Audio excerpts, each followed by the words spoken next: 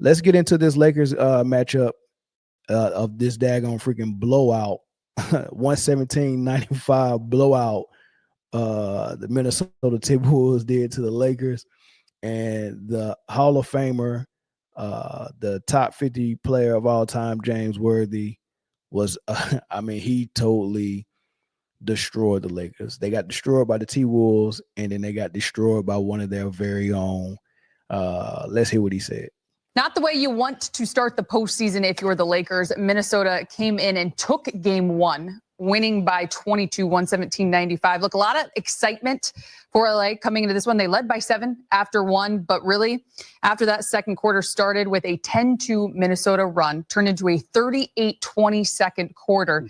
They never really looked back. How about this stat? Despite a 17-6 run to close out the third by LA, Minnesota won those second and third quarters 73-50. Big game. The momentum really changed in that second quarter for Minnesota. And look, it is just one game. Fortunately, it's a best of 7 series, but this is disappointing to say the least to start. Yeah, it's you can say it's only one game, but it's one game that Minnesota made a hell of a statement, and it set the tone. And this one game has given Minnesota a lot of confidence.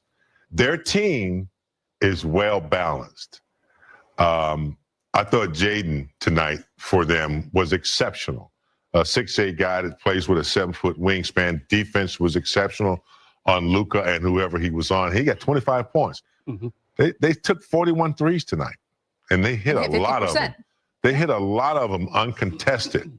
They're a really good defensive team. This team scared me when the Lakers drew them. You have to play your best games, or at least put forth your best efforts. You can't turn the ball over. You can't have defensive, inconsistencies. So many uncontested threes, helping and leaving threes open. JJ is going to have a lot to turn this around, because Minnesota's they sniff it. Mm-hmm. They know that they're a good team. Gobert stayed in the game, protected the paint. So, yeah, and they really did a good job of attacking Reeves. They knew that one of those three had to be contained, so they went at Reeves a lot, mismatch. And with the size of Naz Reid and Jaden, those guys are 6'8", 6'9". They're tough. So when you throw Edwards in there, and they're going to be tough to deal with when you give them that one game at home. Now they have home court advantage. So yeah, JJ's going to have his work cut out to how he can turn this around. We needed that week off, to get rest. But sometimes that week off can, soften you up a little bit. And the Lakers playing at home in a playoff game just could not match the intensity and the strength and the grind that Minnesota was bringing, from that middle of that first quarter throughout the rest of the game. They just could not match it. They didn't match, right? That's what JJ Redick said. He said they didn't match the intensity. They didn't know it was a playoff game. That's his subtle way of trying to take a jab at their physicality or them taking it to the Minnesota Wolves after the Minnesota Timberwolves took it to them, right? But I saw a whole bunch of different things, right? And James Worthy made a bunch of good points, man. They gave up a lot of open threes. I mean, I think Naz Reid hit 6 of them. Jaden Daniels hit 3 of them. He only missed 2 shots. Edwards hit 4 of them. I mean, it was threes just flying, right? Phenomenal game for those guys. The game, I mean, it looked pretty, man. It was 50% from behind the arc. They can't continue to do that, right? But there's other things though, right?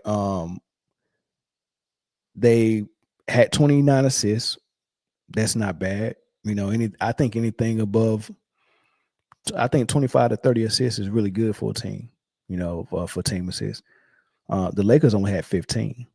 So I don't know if they got locked into playing a lot of one-on-one basketball, because Luka gets a lot of points with one-on-one. So does Austin Reeves. And Luka had 37. So, he was probably taking it upon himself to call his own number, right? So 15 assists is not nearly enough for a team. The Lakers got out rebounded. They did get more offensive rebounds, but other than that, they was out rebounded. And they only turned Minnesota over 10 times, but the Lakers only had 13 turnovers, so it's not that horrible. 13 turnovers, I can live with that. 10 is better, right? So those are some things that you want to look out for the next game. But this is the key thing for me. And I don't understand how you get blown out. That well, somebody shooting 50% from 3 get you blown out, but I don't like the way. I mean, when you look at the free throws, the Lakers only shot 16 free throws. That was 14 for 16. The T-Wolves shot 10. So you don't look at the free throw disparity and see like a huge concern. But when you look at the fouls, you do see some inconsistency, right? I see Luka had 3 fouls. I see Austin Reeves had 3 fouls. That's 6. The Lakers only had 10 fouls the whole team. That's two. That's less than 3 fouls a quarter. That's less than 3 fouls a quarter. Right? You had Luka with 3, and you got Reeves with 3, which is understandable because those are the 2 guys that are getting picked on the most in the screens, in the rolls, and the switches. I want Luka one-on-one. I want Reeves one-on-one, and they take them. So it makes sense that Luka and Reeves picked up fouls. But LeBron had to guard Randall a lot in the paint, and Randall is not a cupcake in the paint. He brings the physicality to you in the paint. And LeBron had 0 fouls. He didn't foul not one time. Another starter for the Lakers, Rui Hachimura, had 0 fouls. Jackson Hayes had 0 fouls.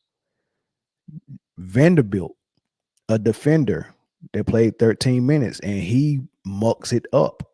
He got tangled up with somebody. He got tangled up with Randall in the game. Like literally tangled him up, trying to muck it up. This was after they already down double digits, and they had to figure out something. So they started trying to play agitator. He didn't even get a foul when he was doing that. Vanderbilt did not. He plays with physicality. He wants to give up his foul. He got 6 fouls. He wants to give them up. He got 0 fouls. So what that's telling me is either the Lakers wasn't playing any physical defense or the rest wasn't calling them for anything, right? But on the other hand, when you look at Minnesota, mind you, I just named you Vanderbilt 0 fouls, LeBron 0 fouls, Rui 0 fouls, Jackson Hayes 0 fouls. All of those were starters except Vanderbilt, and they all played significant minutes, 0 fouls. But when I look at the Minnesota T-Wolves, 3 fouls for McDaniels, 4 fouls for Julius Randle, 3 fouls for Rudy Gobert, right? They're getting fouled, but just those names that I named is already above.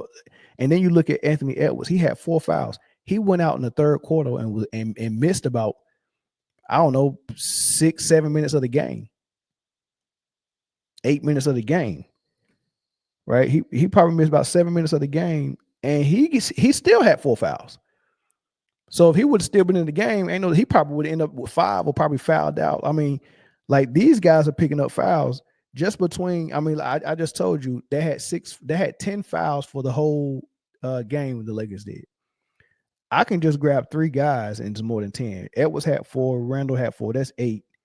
And then Gobert had 3, that's 11. So 3 guys had more fouls than the entire Lakers team. So the message that the referees was trying to send to Minnesota is that don't guard the Lakers too tough. Ease off a little bit, right? We're calling it. And a smart team, and this is why the Rockets' inexperience got them in trouble with the Warriors, because what you're supposed to do in that situation when they're calling you or they're whistling you in a way defensively that lets you let up a little bit. Now you just gave that other team or that other player that you're letting up on a green light to just get a knockout punch on you. I mean, they're going to shoot the lights out, right? What you're supposed to do is never let up. Don't be afraid to foul out. Don't change how you play. Right? You're gonna have to make that referee call you for 3 straight fouls by just playing defense. You just call me for 3 straight. Because what you're not going to do is call me for 1 and then make me let up on this guy so he can drop 5 straight buckets on me. No, I'm never going to let up. You're just going to have to foul me out in 5 minutes so the whole world can see it. Then you're going to have to foul out my backup in 5 minutes because we're not letting up. And that's what Minnesota did. We're not changing how we play defense. You can whistle us for whatever you want to whistle. We learned this against Luka. We learned this against the teams we played previously there because this is not Edwards' first playoff game, right? But when he was a young buck in his first playoff game, he didn't understand it either. He didn't understand it how that whistle was going to go. Now they understand the assignment. They're not going to let up, right? We're not going to help the refs help this team beat us, right? You're going to have to make this cheating obvious. Right. So watch the fouls in this series. I do believe that the NBA and the ref and the head officials will sit down and watch film and come back with a better game plan for next game. And I do think the Lakers will win this game convincingly in LA and tie this series up at 1-1. I 100% expect that.